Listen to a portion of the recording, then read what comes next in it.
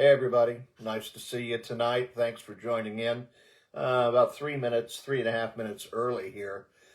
Just want to mention a couple things about Indiana, who just, if you weren't watching, just happened to win the national championship with a win over Miami. How about that? I mean, Miami's such a powerhouse in football for so long. Not necessarily lately over in the NFL, but certainly in college, Miami. And Indiana just steamrolled over everybody, including Illinois, 63-7 early in the season. But my goodness gracious, it showed Alabama how the Midwest corn-fed boys play, and held their own and did very well tonight against Miami. It wasn't quite the rout that it was in a couple other games, but my goodness, it was fascinating to see Indiana do what they did. So Indiana is the national champion on football, to go along with a couple of national championships in basketball back in the Bobby Knight days. And good for them. Good for them. Bloomington, Indiana will be celebrating, no question about that. How about you? Are you staying warm? It's hard to celebrate when it's cold. Probably still even cold in some parts of the house, because that's what Midwestern houses that have forced air heat are like. But nonetheless, we're making it. Hopefully you are too, and enjoying, without question, a Midwestern winter week, because the weather is going to be pretty darn cold. It was 17 for a high today, getting down into the single digits tonight. A little better than that in the teens the next couple of nights, but certainly not very warm. Mid-20s, low 20s, mid-20s for the rest of the week. Cold. So, we'll live with it, we'll deal with it, but that's what we've got.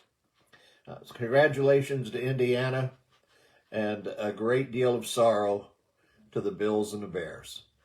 Obviously I've been a Bills fan my whole life, since I won't say my whole life, but I have been since I lived in Buffalo back in the late 80s up until today, and I doubt that will ever change once they get a hold of you.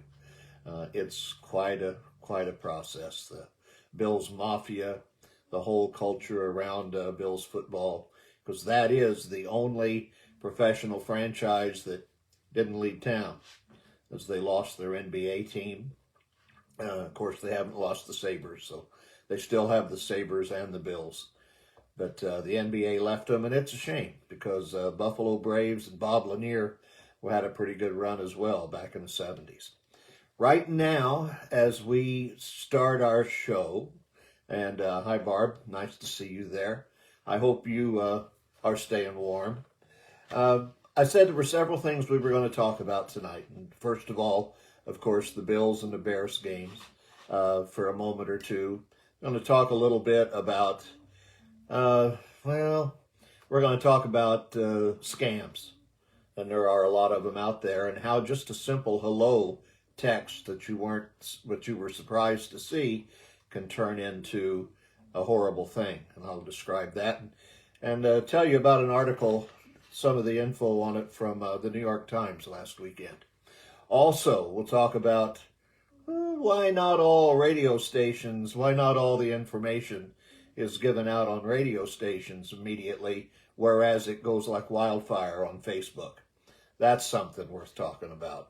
We'll also let you know that, as I go into it, because I kept adding today, the scam targets are usually men, but there's also women too, because it seems they seem to let their money go a little faster.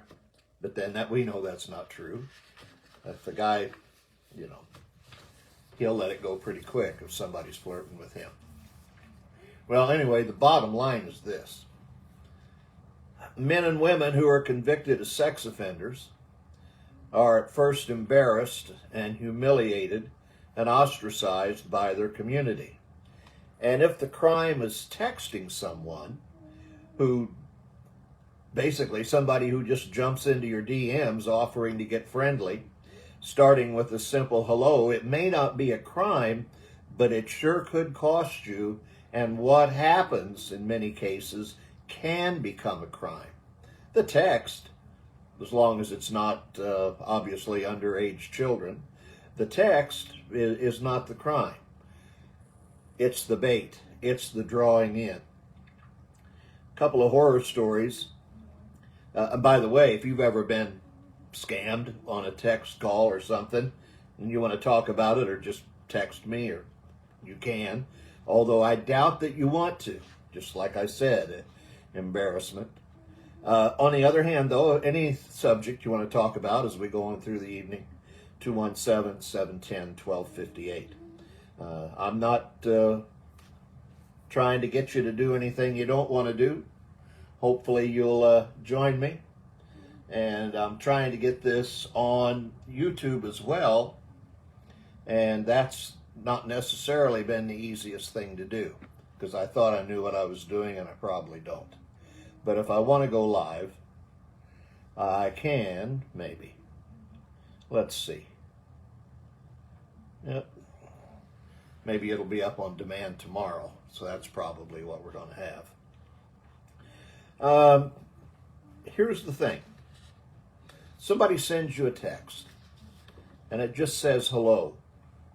Or and it says, hi, what you doing?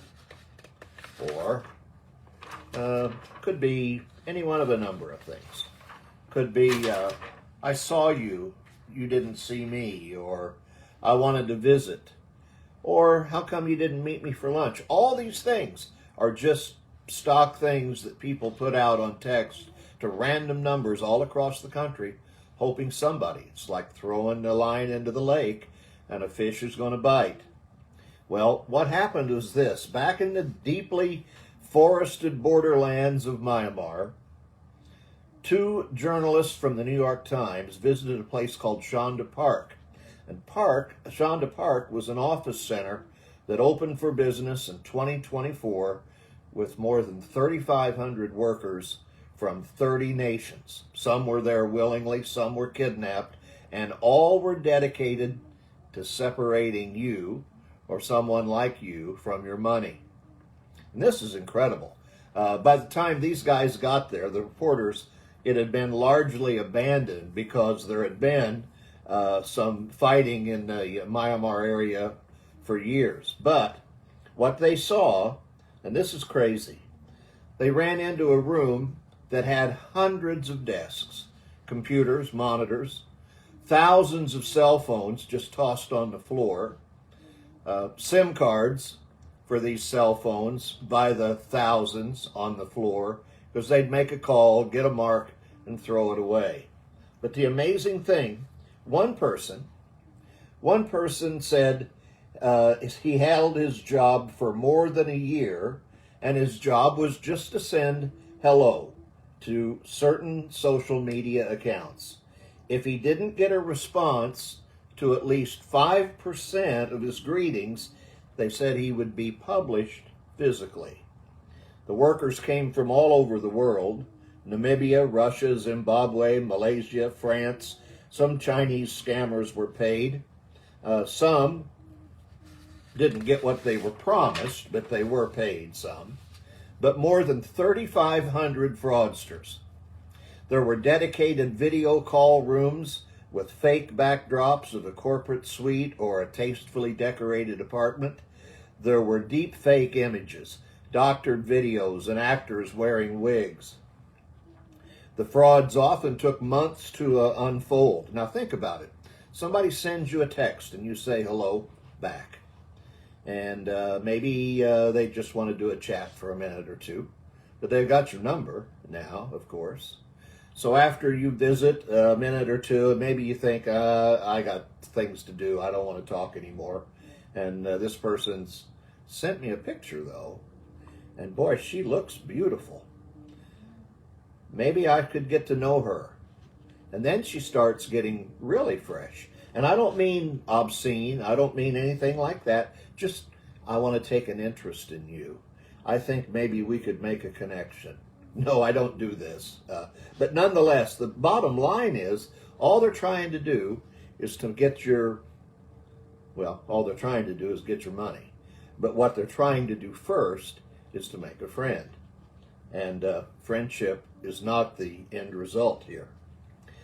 In the days before Shonda Park was shuttered by the rebel forces, the scammers impersonated a beautiful young Asian woman named Vivian. She flattered a truck driver from Kansas, and a retired deputy sheriff from New Mexico. She told a large animal veterinarian that he was handsome, and then turned her attention onto an electrical engineer. One of the times she said, "Oh, age is just a number," of course. Writing to one of these, she said the pile of notebooks they found on the floor made it very clear about the effort that she put into erecting fake personas. Dozens of pages. Her first love was a guy named Chen from China. His first love was a fellow student, he said, and he accidentally hit her with a basketball. She felt bad. He felt bad. So anyway, he said, I'm caring, and I was pretty apologetic. But she knew everything about him because he talked to her, and they were developing a relationship. And he was telling her everything. Well, the scams are subtle. Targeting women in China over 30. In Taiwan, they were targeting women over 40 and older.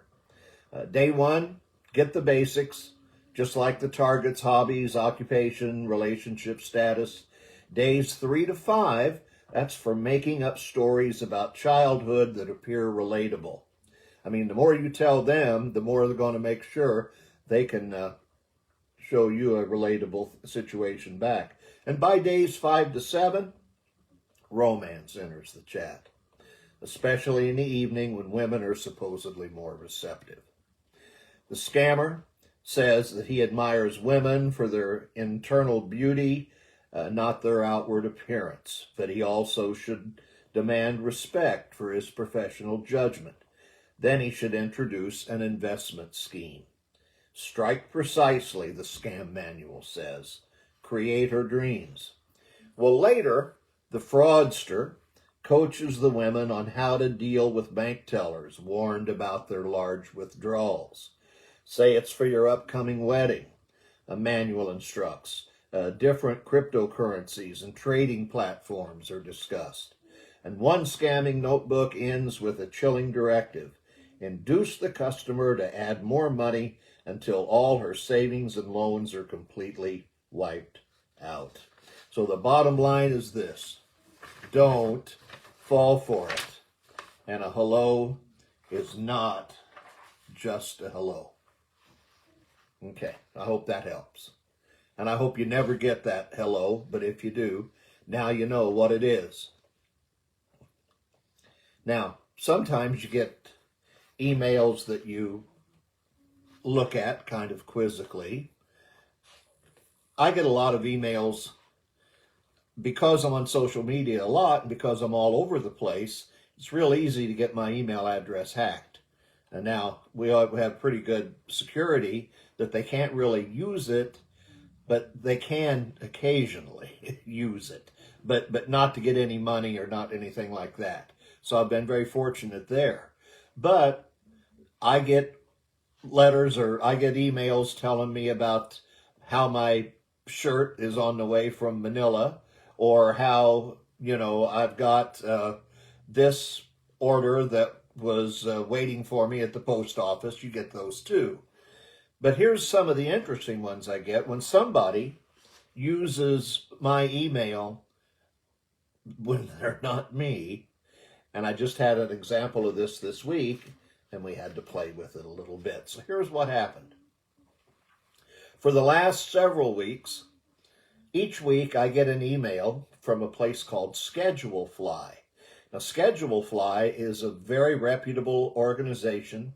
They're a company that creates an app that allows restaurants to schedule their employees, the employees' work schedules, whether it's a line cook or whether it's a waiter, a maitre d', or whatever. They can tell them by email when they need them a week at a time. And it does some other things too, but Schedulefly, the name implies what it primarily does.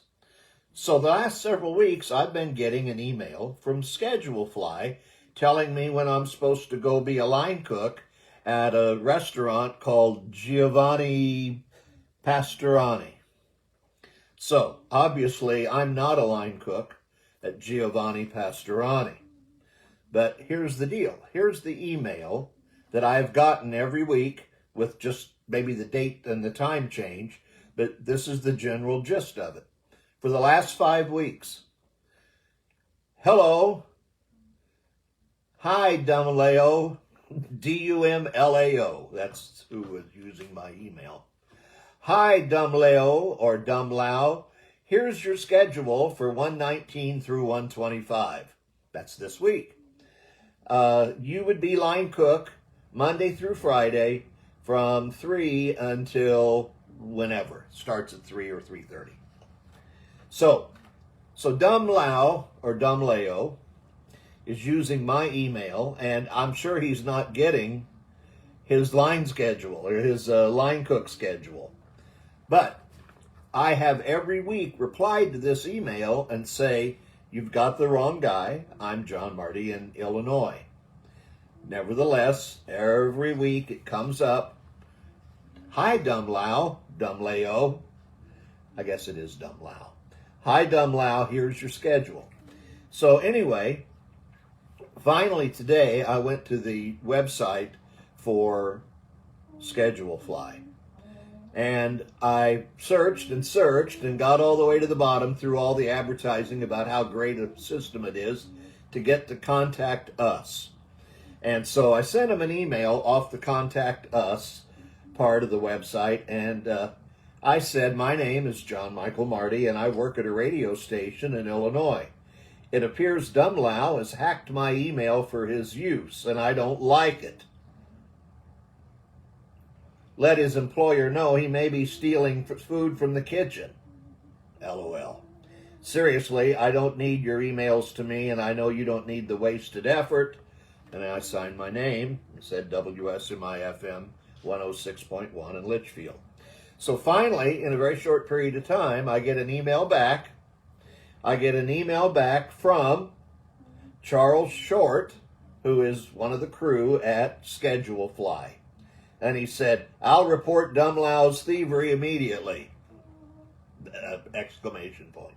Of course, he said that was a great message. Thanks for adding some humor to it. I love it. So it looks like someone entered a bad email address for him. Well, that's a kind way of putting it, of course. And you were the lucky recipient. I got it removed, and made sure our system wouldn't send you any more of these. So, okay, thank you. I'm glad that's taken care of, Charles Short. And I'll bet you Dumlao is stealing food out of the kitchen. Now, so how we doing? I don't know who all we got. I appreciate you there, Barb. I hope somebody else is too. But I have found that a lot of people are watching it the next day, so that's good. Or they're wondering where the heck it is on YouTube that I wasn't able to get it up. Last Friday, before the weekend that had all the disappointment of the Bears and the Bills loss, last Friday afternoon I had Gary Hanig on the radio. We talked about his time in the legislature, and the overriding theme I got out of our visit was there seemed to be a much more of a desire to make things work. Legislators having a tendency to reach across the aisle and make things happen, even if it involves some back scratching, which of course it always does. That's a given. But the interview was really enlightening. Gary was just a pleasure to visit with. Comparing his description with how it seems today, both statewide and nationally, we've evidently slipped a bit in the collegiality department, and that's a shame. It is. We got a lot of things going on in government in Illinois, though. And maybe somebody can explain this to me and tell me that, oh, that was just an AI article written and it's not happening. But for some reason or other, I saw an article that said there was the possibility of a $1,600 increase in the price of a gun. Is it an excise tax or some sort? And who can afford to have a retail gun shop? And even if they do a fourth of that, if they raise the price of the gun $400, I would think inventory wouldn't move very fast.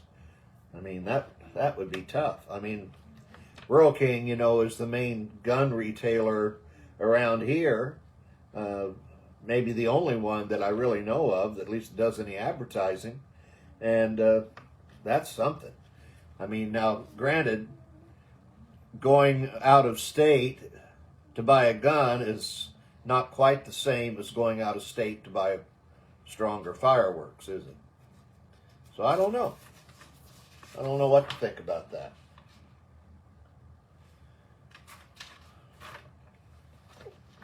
Two more things. And I'll tell you,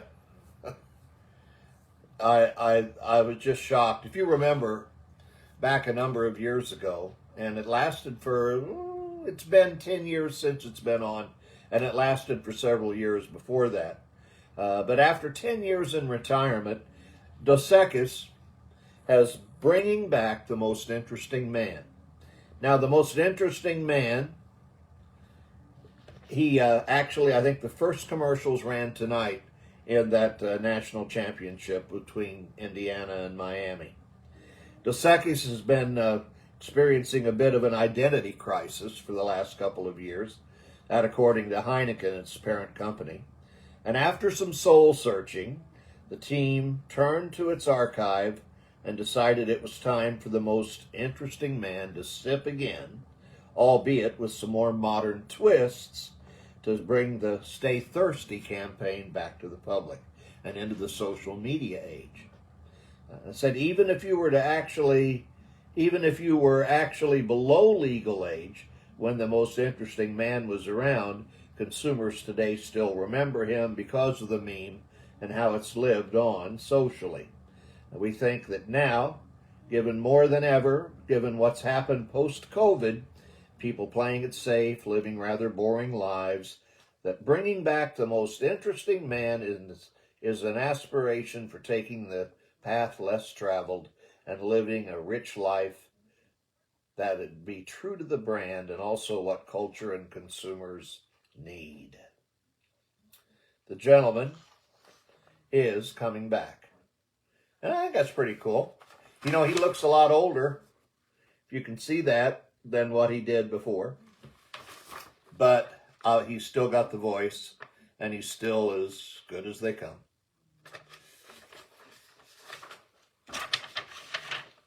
Last thing I want to talk about today, this evening on this nightcap, is two birthdays that happened today. Two wonderful birthdays.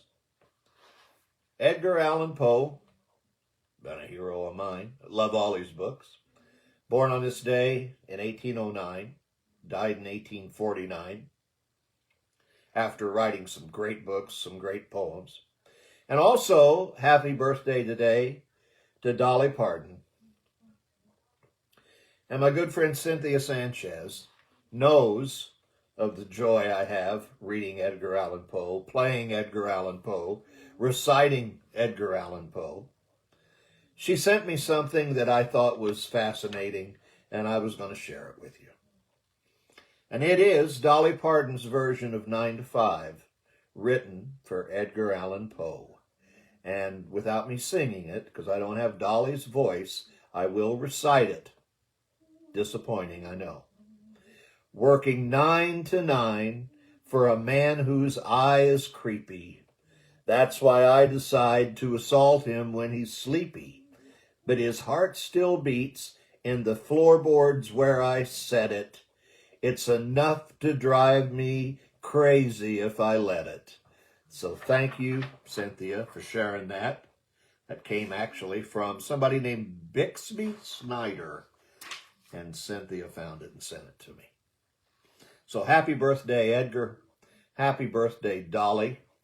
And if you got a birthday to you today, you are in excellent company. Now, so one of the things that we want to talk about is this worthwhile or not? I mean, I'm always up for it. I have so much fun doing it.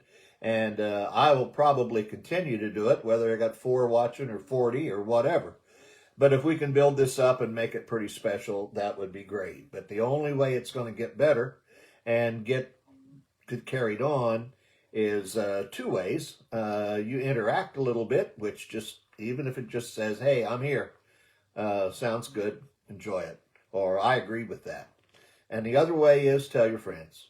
I'll put it up there, and eventually I'll get this YouTube thing figured out. So we got it on Facebook. We'll try and get it on YouTube by next week, and it'll be up actually on YouTube by either later tonight or tomorrow morning. So you can watch it on demand.